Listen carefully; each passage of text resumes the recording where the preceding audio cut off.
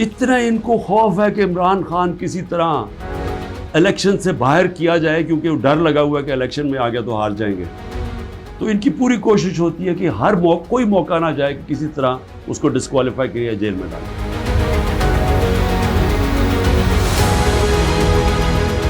कौम गैरतमंद है, कौम खड़ी हो गई साथ।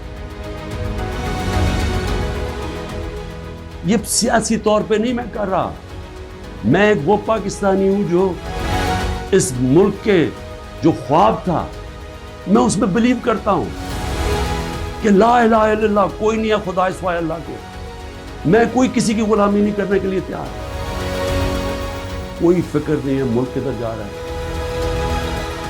कोई इस वक्त फिक्र नहीं कि मुल्क के सारे इदारे तबाह हो रहे हैं। सारा सिर्फ एक 1 पॉइंट एजेंडा है कि इमरान खान को किस तरह डिस्क्वालीफाई करना, ये एजेंडा। हर चीज करते हैं वो फेल हो जाती है, क्योंकि अल्लाह हक है।